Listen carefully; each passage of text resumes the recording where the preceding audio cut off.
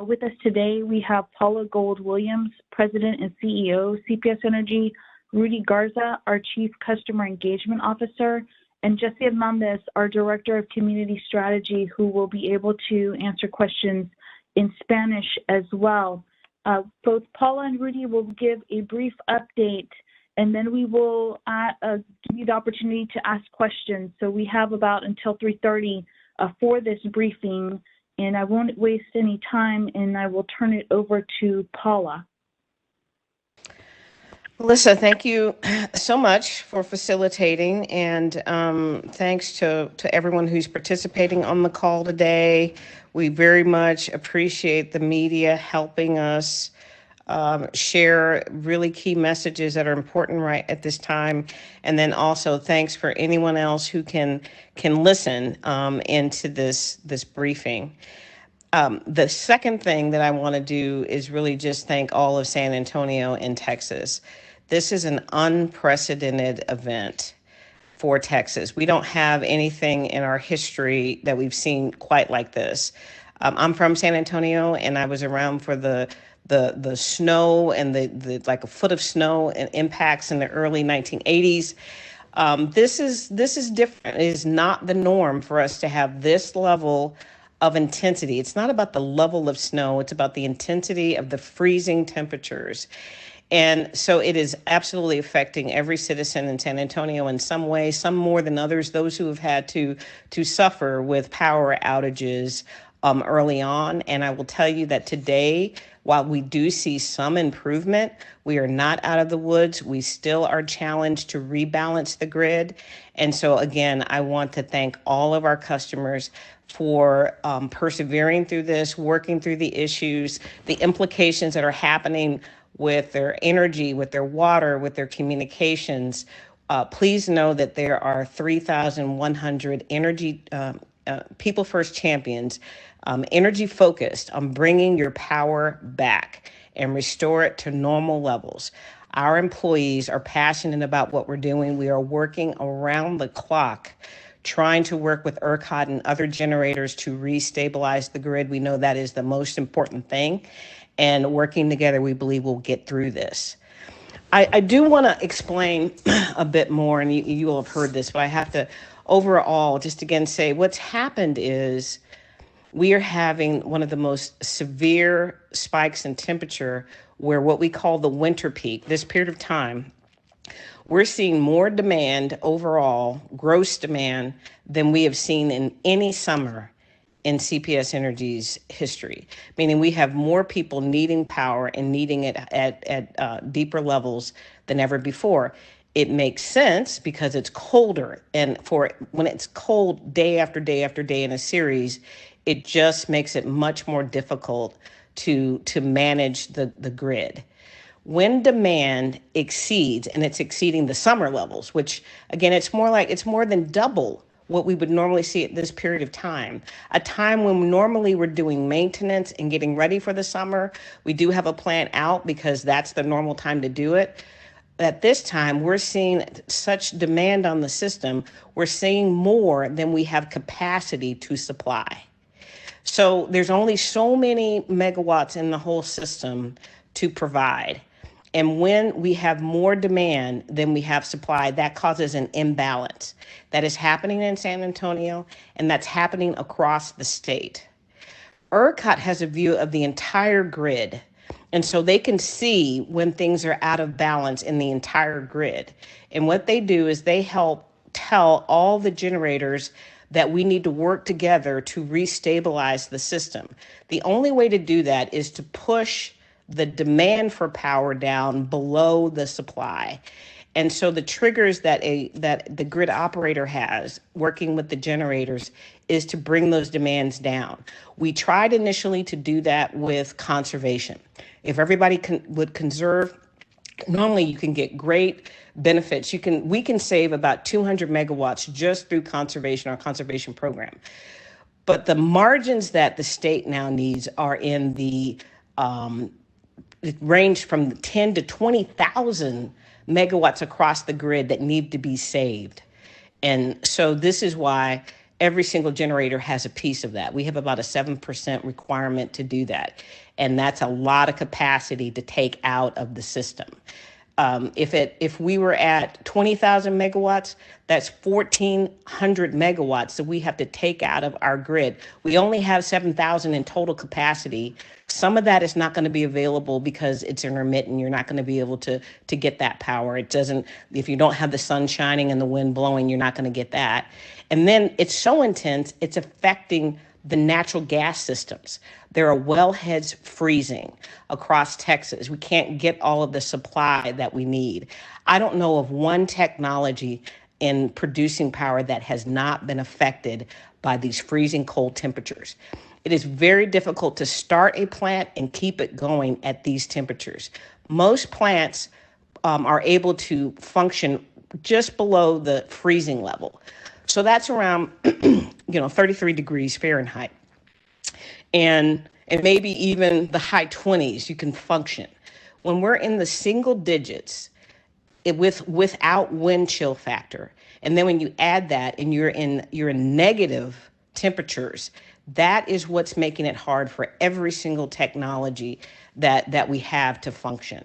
So we're very diverse. We have all types of generation, but it just can't keep up with the demand.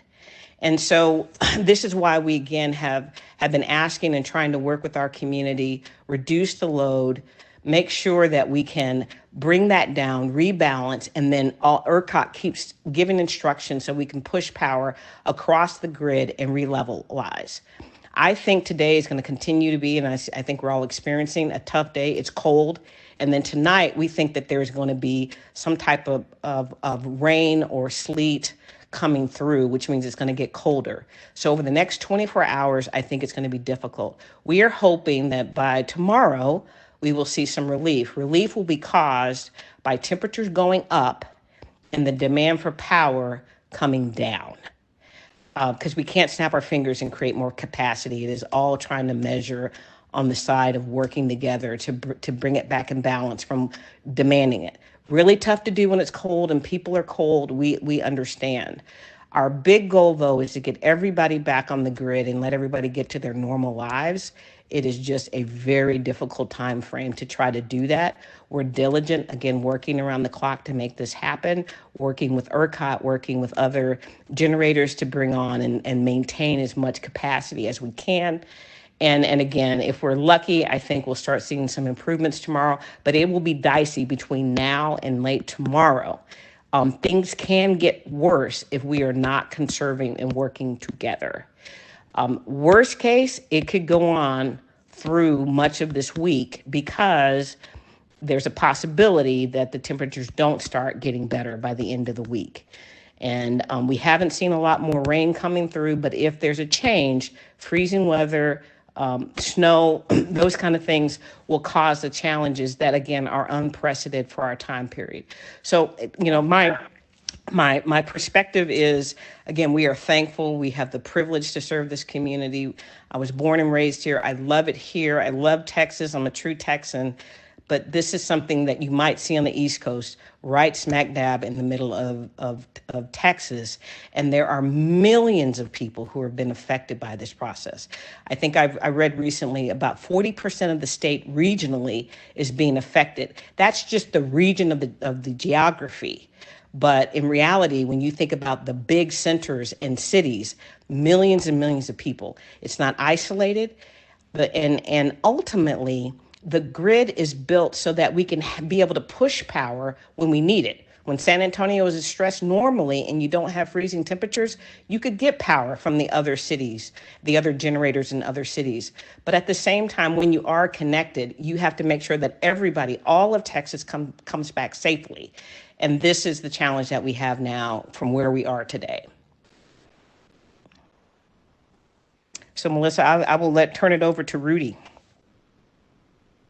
Paula, thank you. I wanted to start by just apologizing to all the customers who've been impacted by this event. We recognize the stress and the angst it causes when you don't know when the power is going to come back on, and the outages get larger and longer in duration. we recognize this is difficult on you and your families. And let me just start by saying that we appreciate your patience.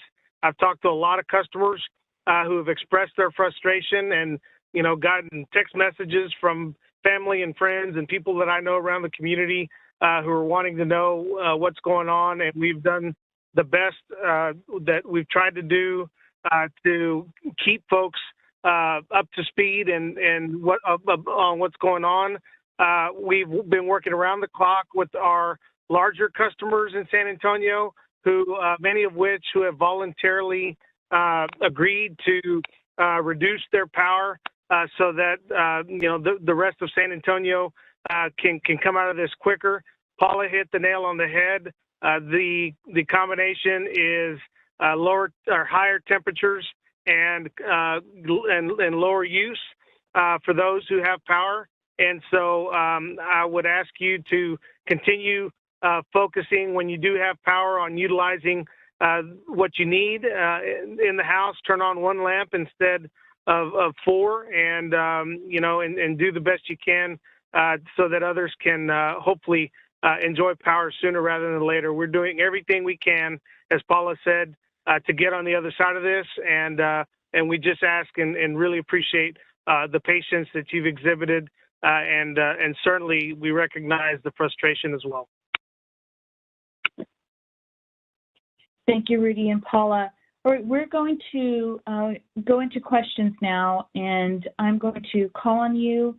Some of you, if we could announce your outlet affiliate names. Some of the names are familiar and some aren't. And Adrian will take you off mute when it's your time to ask a question. We are going to try to get through as many questions as we can. So for right now, we'll give you all one question each. And we'll start with Camille Phillips with Texas Public Radio.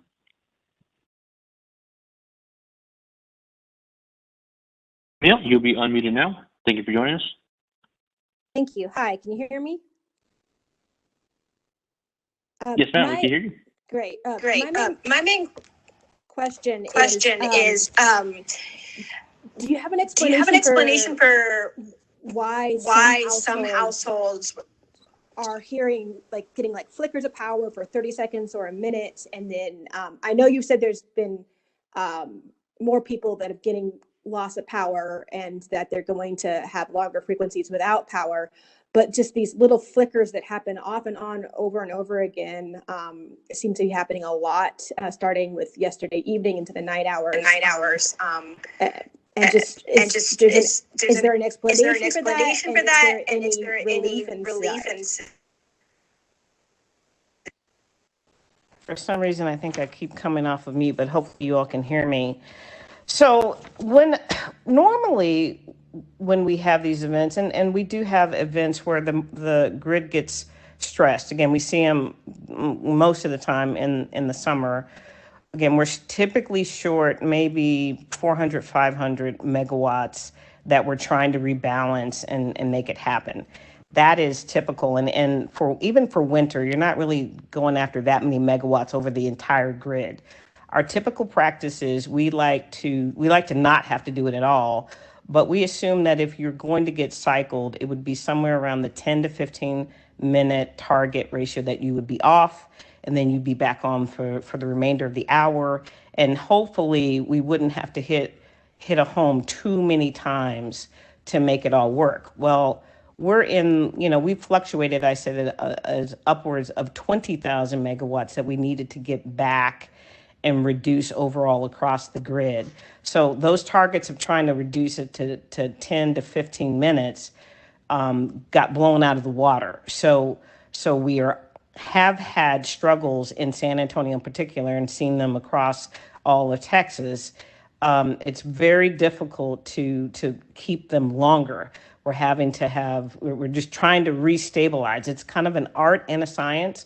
So this restabilization process just makes it so we're struggling to get power through the whole network. And so that reduces the amount of time that people are up. The flickers, I think what it's really signifying is we ended up with a back series of cold temperatures. And again, the longer the duration of the event lasts, the harder it is for the grid to come back. And so that makes it so that even in this case, some people are not flickering at all. Some people are having outages, constantly. They're not coming back for a flicker, for 2 minutes, for 3 minutes. And we're still trying to rebalance. The point of rebalancing, though, is to get it all set up, to make sure that the supply doesn't equal, that the demand does not, exceed the supply, and then people don't have to worry about it, anymore. But right now, since we are really having these really deep and cold temperatures, that's what's making it, I think, irritating for the average person. But it's all because it's just really hard to get the balance back. Thank you, Paula. We'll go to Emily Bockham next.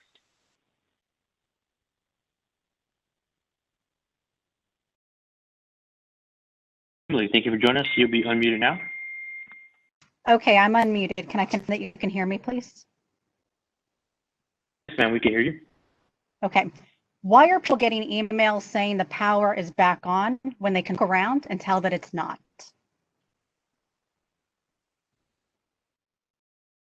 We have a system that automatically can trigger when the power is attempting to come back on, and normally it works great, but we have stressed the system greatly, and it is not working well. We have just recently cut it off, and because we know it's irritating, but that is one thing. It would normally work on normal conditions, but under these stress conditions across ERCOT, it is not working. So we have turned that off, excuse me.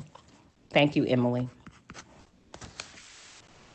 Well, thank you. We'll go to Brendan Gibbons.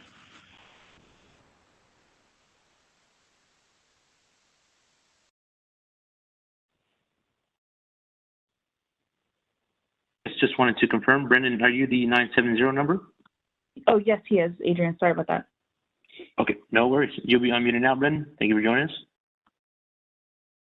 I wanted to ask if you could describe a little bit about how the outages, the sort of the controlled outages are working right now as you try to shed the load. I understand that there was a change from like an automated system to a more manual system. Can you explain that?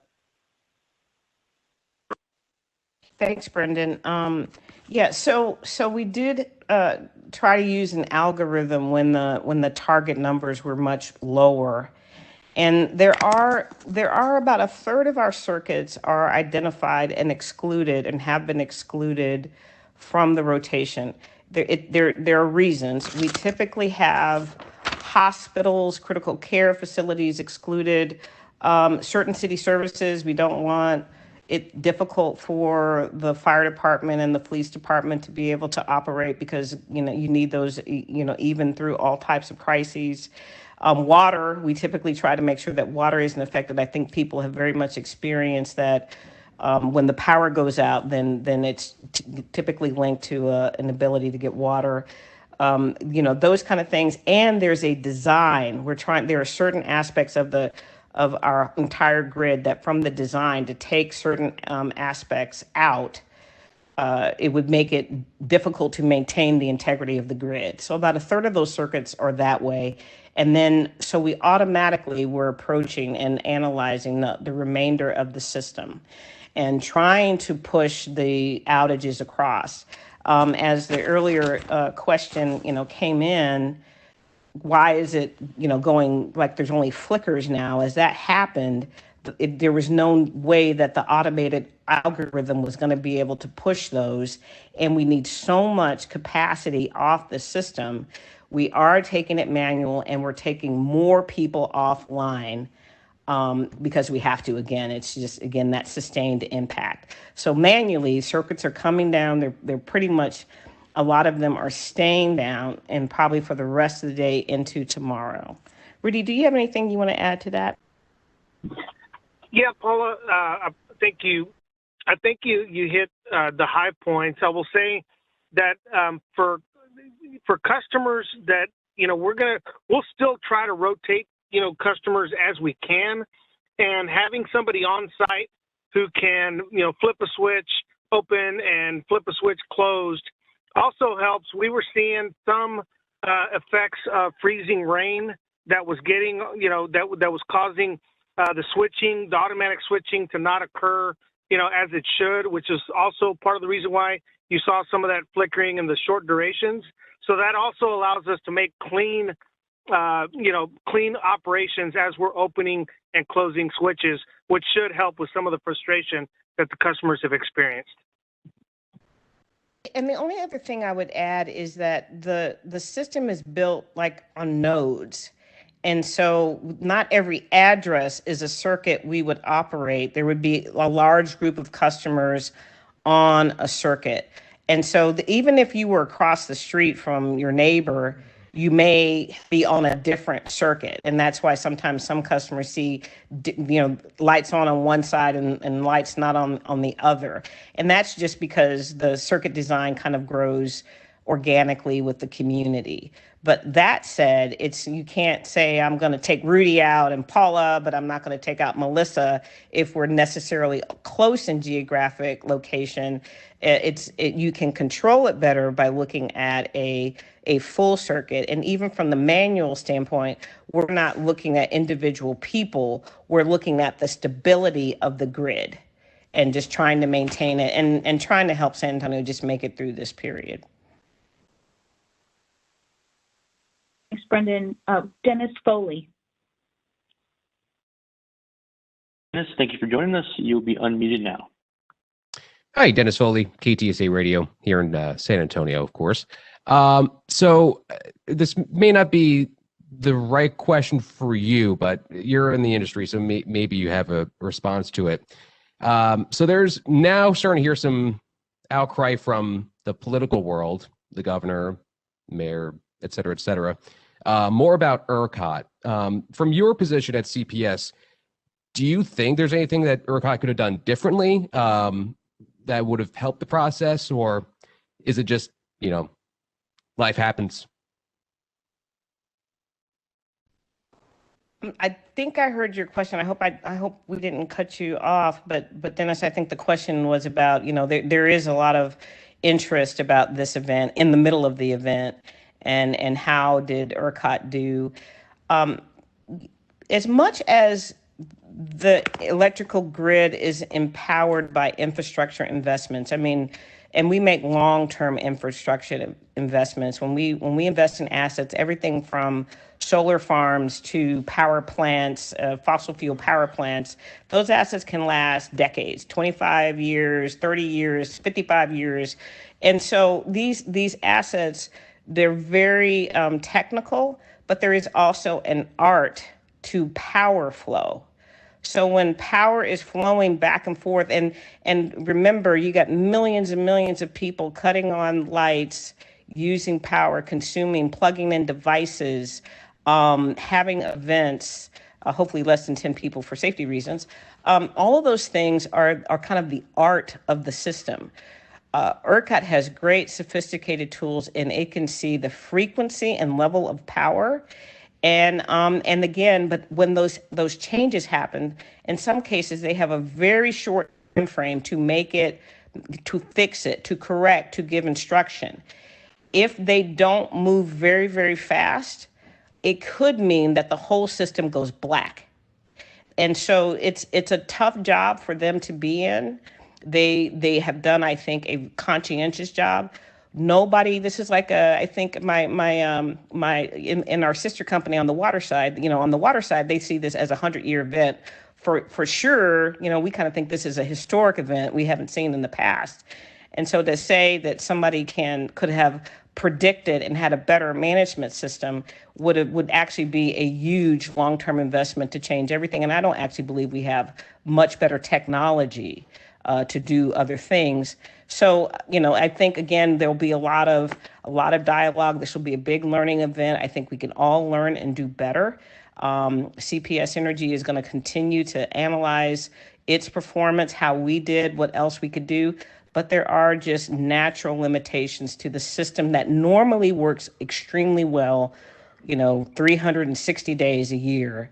And so I don't see much more that could have been done, that these power shifts happen almost instantaneously in some cases, and we have to respond quickly. That means it's difficult for customers because we have a hard time reaching out or making them aware. It's almost impossible. Again, this is why these type of events, to give people context, is so important so they can understand we're trying, but the response time frame is just really, really tight. Thank you, Dennis. Thank you. Next, Diana Puente.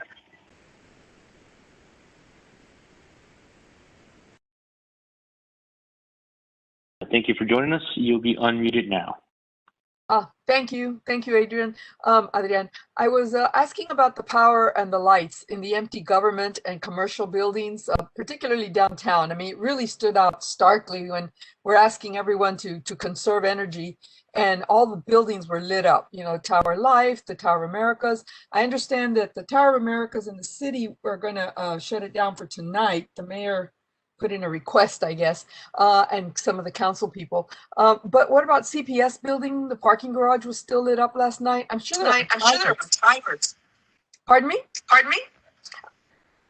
I'm sure there are timers on these things, on these buildings, but is there anything that you all can do about that or request that they shut them down?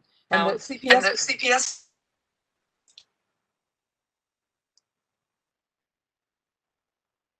Hello? Diana, you can keep going. We're just having some feedback. Yeah, some issues. That was pretty much just, yeah, I hear the echo. I guess it's hard to hear. But that was my question, whether CPS can do or has been doing anything. I realize that you all can't order people to do things, except maybe your own building, right? The CPS building parking garage was lit up last night. But that is something, I mean, I would think that like the Alamo Dome and just the buildings downtown, the Tower Life building, the Frost building, you know, the pretty ones, normally they're very nice, but I imagine the hospitals, we wouldn't want to turn those off, but. All right, Diana, great question. You know, from our perspective, you are exactly right. What we did recently, again, we were so busy and looking at everybody else, we weren't focused enough. We do actually have 24-hour operations in our downtown building. And for security purposes, for where our people are working, we had left the lights on. But today we activated our timer and emergency lighting perspective inside the building, and we're currently working on our parking lot. So you're exactly right. We can set the example and help San Antonio even more. And again, sometimes when you're actually working on it, you just don't look around. You're focused on trying to keep everybody up. We can do better. That's one of our learning lessons. We have had, and I'll turn it over to Rudy in a moment here, that we have had lots of discussions with customers, again, about their own conservation and using less of their lighting downtown. And so there have been quite a few conversations. Ultimately, we have had quite a few big users. You may see lights, but there are even customers where you may not see their operations, where they're actually using more. They have big production cycles, a lot of things going on, and bigger demand of power. We've been talking to them. A lot of them have gone to their backup systems for power, so they're not pulling off of the grid, or they're reducing production cycles.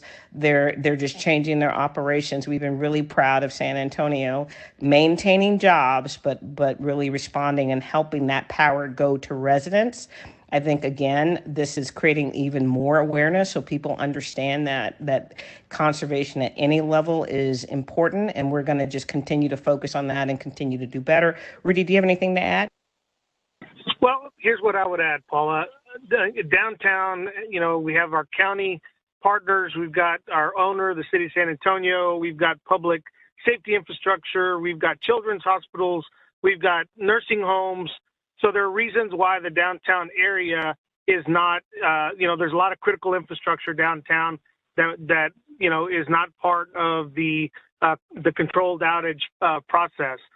With that being said, we have been reaching out to customers who are not occupying their buildings right now because most folks are home, and working with Centro SA on the Riverwalk lighting and talking to the Tower Life folks and all the other buildings that do have capacity to reduce their load.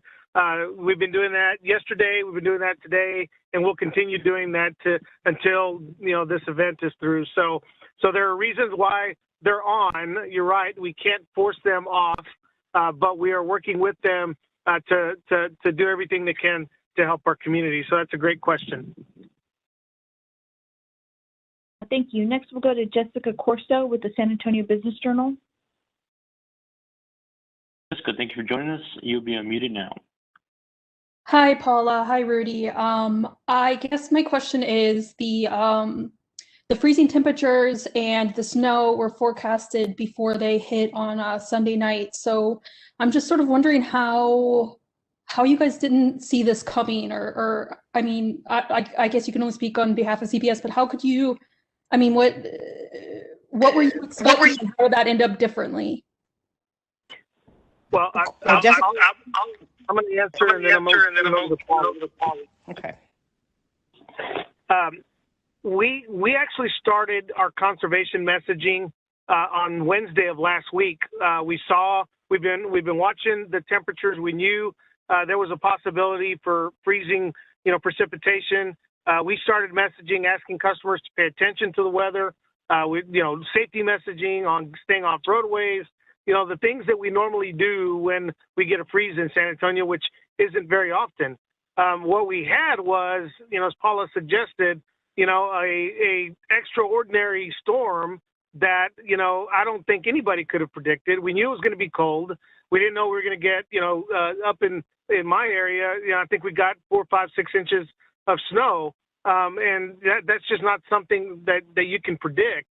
You can know it's coming. You don't know how severe it's going to be. And not only that, but the temperatures, they got down below, the 10 degree-ish, and have stayed there for the most part. We're up around 8 degrees right now, but we have consistently been under 30 degrees and into the teens. So I think we reacted to the weather that we expected and got hit with something different that, that just caught us off guard. It's hard to plan for, as Paula said, a 100-year storm in the winter when your power plants are typically being worked on for maintenance and, the system, isn't quite 100%.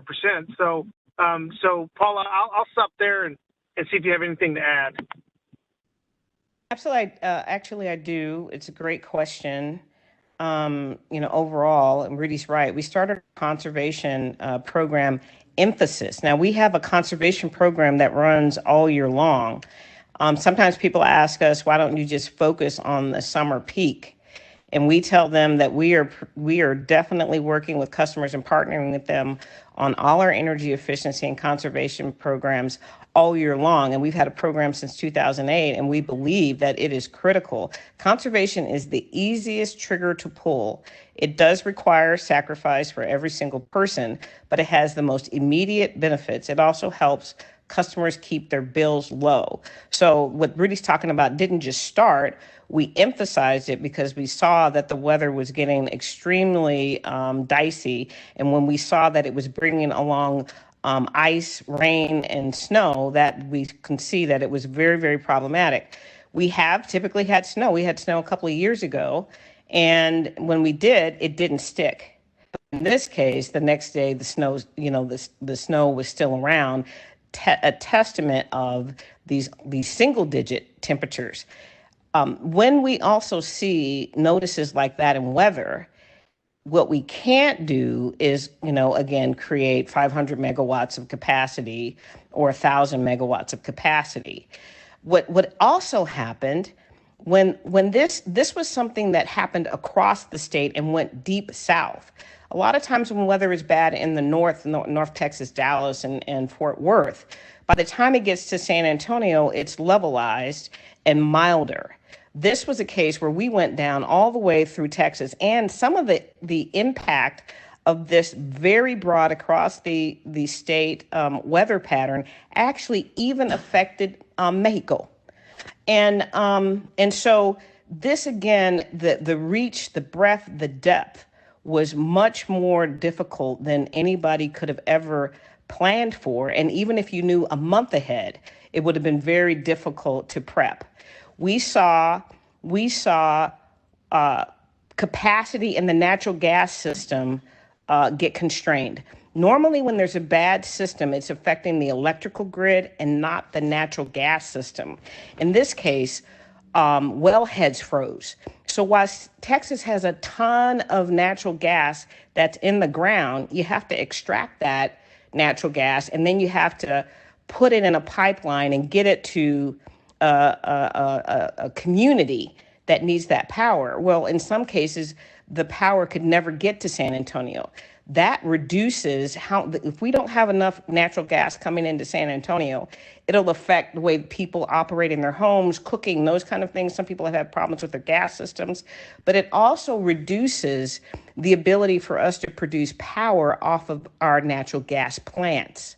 So I don't know any technology in this crisis that wasn't affected. The natural gas systems and natural gas plants, difficulty in the coal systems, difficulty for the nuclear systems, difficulty for the renewables, a lot of difficulty. They don't normally perform in winter. And wind farms freeze up. Snow gets on solar panels, and if it doesn't melt right away, you're not going to get that power. On top of it being cloudy, and you're not going to produce a whole lot out of solar systems. You can't recharge your batteries because you can't recharge that discretionary power when power is supposed to go directly to customers. There wasn't one element in this system that was perfect and didn't have a challenge. Again, most of the systems are designed to perform in heat. And in some cases, if it's too hot, technology can't perform. But they do better in Texas when there's some heat. When you're in single digits or negative wind chill patterns for temperature, that is where there's going to be challenging in every way. So knowing a week before, and it was a surprise, a week before that it was coming did not create capacity and actually created more complexity in the ability to try to deliver power. And Jessica, look, great question. Thank you. Next, we'll go to Catherine Blunt with the Wall Street Journal. Catherine, thank you for joining us. You'll be unmuted now.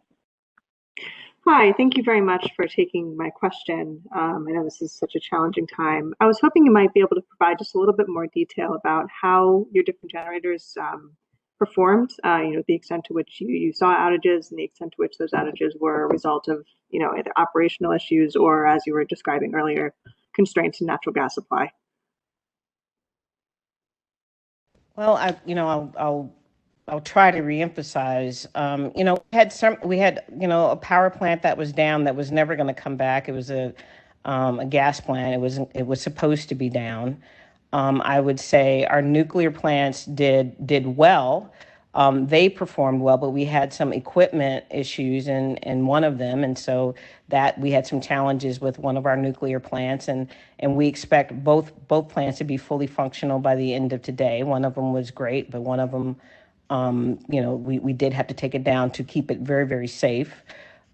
Relative to, again, our other natural gas systems, when we had the supply not come through, we had to dial back the performance and the capacity output of one of our best natural gas systems. Our older gas steam units have done very well during this time frame, probably performed the best. They're about 50 years old, though, and they ultimately are nearing end of life. So I think we were fortunate that those units did perform well. Our wind supply was spotty at best. We had freezing temperatures that took a lot of that capacity out, and I think across the state, there were issues with trying to get wind delivered. Some of the wind out in West Texas produces primarily at night, but we had time frames at night where we didn't get it as consistently as we normally would. So that was a challenge. And then solar, again, does not typically perform during the winter anyway. We got some pretty good sunshine yesterday, and that was helpful. But there were, again, days and days and days where it was cloudy. And so we got very little solar over the entire event. And so, and then again, batteries. We have small, like microgrid type batteries that are available. You either need to recharge those batteries with solar. So if you're not really getting solar, you can't really recharge them, or you can connect it to your grid. And in this case, we have one of our 10 megawatt systems connected to the grid. But in the middle of a crisis where every bit of megawatts needs to go to a customer directly, we're not using that time to recharge those systems. So again, Catherine, I think, again, every single technology I would tell you has its benefits. Solar is non-emitting. And it's, basically once you install it, it's a clean technology, and it's very preferable, and it's kind of in vogue. People really love it, and that's great. Wind, non-emitting and wonderful. But they're intermittent. They're dependent on time of day. At night, you're not going to get that power, and they're dependent on the weather. Gas, more emitting. And so you want to try to moderate that, but it's base load and it performs. And so when it's bad temperatures, typically you're going to be able to get base load production for more hours in a day than you will on the renewable side. However, if you can't get the fuel to supply it, and you're subject to price spikes that go along with natural gas. The thing we're going to see after this reliability issue is all the implications for how high the price of natural gas has had to increase, because it's a supply and demand market under a supply and demand market. The more people demand the type of power, the more that price goes up. So from this standpoint, I think we're going to see even more problems from that standpoint. Coal performed fairly well, but we had a technical, issue on one of the coal units, and it's more emitting. Now, it was probably the younger one was probably one of the best performing in our fleet, but it's more emitting, and on and on and on. But look, I think what people are telling us is, nobody's telling me, I only want you to restore my power if it's gas, or I only want you to supply my power if it's solar. Right now, people want to get warm. They want to get back to their comfortable lives. It is good that we're diversified. It is good that we're thinking about new ways to supply power. Every single one has a benefit and a challenge to manage. When we bundle them together and we work together to control the demand, we're great. But when we have these unusual events, it does put a stress on the whole thing. So hopefully that gives you a sense of what we saw. Thank you, Paula. We'll go to Dylan Collier next. Thank you for joining us. You'll be unmuted now.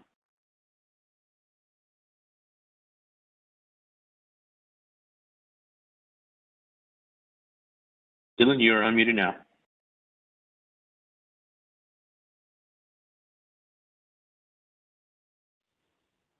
Okay, we'll come back to Dylan, and we'll go to Diego Mendoza Moyers.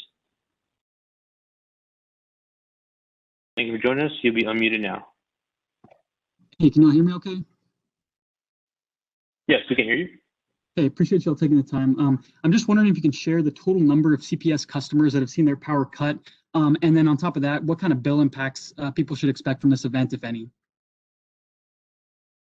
I mean, I think we initially started out and there were probably a few thousand, then we got to 50,000 probably after a day or so. But now I think we're hovering in the 200,000 level of customers on minimum. And even today, I believe we're much higher than that. I mean, Rudy, maybe we're even double that now, because again, we're every day you add, it gets to get more and more difficult. So as far as impact is concerned, I would say a good portion of San Antonio has been impacted, is in a sustained outage situation. Maybe they're seeing their lights come on, but right now we can't guarantee that even if they are on, that we're out of the woods, and that ultimately, if we don't work together as a community to keep conserving and rebalancing, well, again, we could end up in a situation where everyone's affected. And so, Rudy, do you have anything to add to that? But thank you, Diego, for your question. Yes, ma'am. Diego, the outages have been rotating, around 200,000 pretty consistently.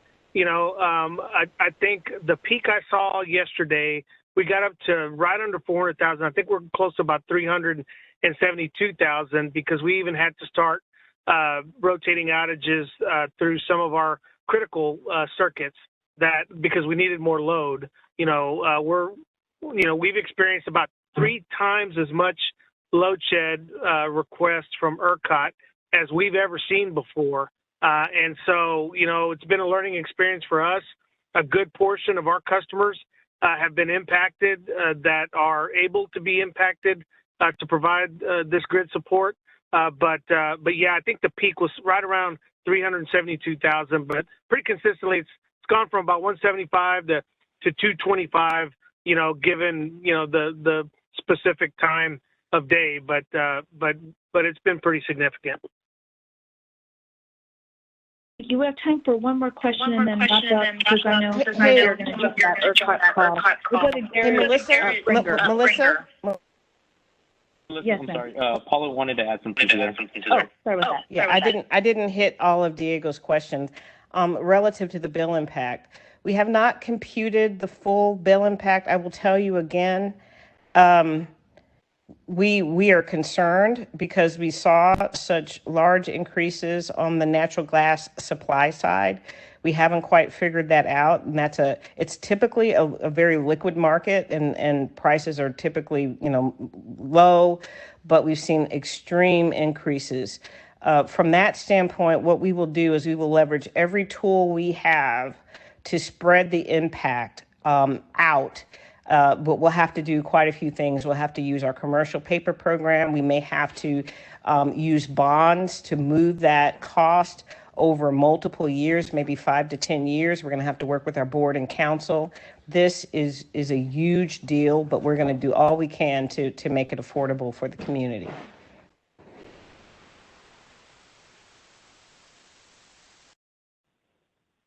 Thanks, Paul, and thanks for catching that so we can answer Diego's question. Next, we'll go to Garrett, and then we'll have to wrap it up after Garrett's question. Yes, ma'am. Garrett, you will be unmuted now. All right, thanks very much. I think I got off on, I think I walked out and came back in the middle of perhaps answering this question, so I apologize if it's a repeat. But with the generation issues that ERCOT had been mentioning, how much of that was on CPS's end as far as what generating facilities went down, and were any already out for maintenance? If so, I guess why weren't they brought up ahead of time? Well, a couple of things. This is typically our outage management season. We need to take them down as much as possible to fine tune the plants again, to get them ready to what we typically experience, 4 months of demand because of high temperatures. When you're doing plant maintenance like that, these are projects that last easily 30 days. Sometimes you can get them down to 20, sometimes it'll take 40 or longer. And if you run into more issues, it could be a longer outage. So in the middle of a plant maintenance item, you can't bring them back up again. You risk safety, you risk the plant failing, you risk damaging it, and then really, having the point where you won't have it for the outage. You may not have it for the rest of the year.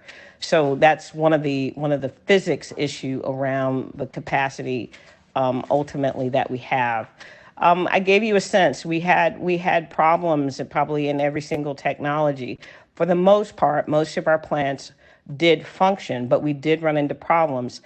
Some of them were because the secondary systems, the freezing temperatures in systems supporting the plant failed. So we would have to take the plant down, do the repair, and get it back up again. Or we might have to change the fuel type. In one of the plants, because the repair would take 3 days to do, we moved one of the coal plants to actually operate under, from natural gas. That took us a couple of days. It's functioning today, but it's going to have to come back down again. You can't do it with a minor repair for a very long period of time. Again, these are like your car on steroids. It's like, how do you take a a normal car, and all of a sudden you just have a regular engine in it, internal combustion engine, and you say, I want to convert it to be electric so it can operate off electric energy. You can't do that. They're not transferable. You have to really take care of the technology based upon what it is and how it operates. We did have people working around the clock. We have a great team of people who work at the plants. They give their heart to these locations. They've been there for their entire career. They understand how to keep power safe. They understand how to get the unit out of repair, and they work diligently to get those plants back up and keep them up as much as possible. But it is very difficult. It takes a lot of skill and a lot of dedication. And again, we're seeing better performance every single day. But again, it takes a while, and if we're still doing this in cold temperatures, it's also very difficult to start a plant the colder that it is. It's just like sometimes it's hard to start a car, and when it's dead in the winter, and that's why some batteries go out, and when it's really, really cold. All of those things happen to a major magnitude when you're talking about power plants. But great question, Garrett. Thank you. Paula, we are coming up on time. We do want to let you know that we'll continue, to our media partners, we will continue to keep you updated on the latest. We do encourage you to follow and share the news that we're sharing on our social media feeds. But I will turn it over to Paula for some closing thoughts. Paula? So one more time, I know you all are rushing on and you made time for us today in the middle of everything going on. And I know a lot of you are yourselves being impacted by this incident of not having power. And again, I want to say from all of our employees, from me personally, I want to thank you for really persevering through this and being patient as possible, even though it really is irritating. I understand in every single way. We are here for you. We are your neighborhood utility. We are trying to function. 2020 was difficult because of the pandemic. I was worried about 2021, and here we are with more challenges, even in the middle of a pandemic. But I want you to know that our 3,100 People First champions are not going to give up. We're going to keep working on it. We're going to keep working to get better. We absolutely appreciate that you trust us to provide your power, and we're going to keep trying to make everything better in the short, medium, and long term. Thank you.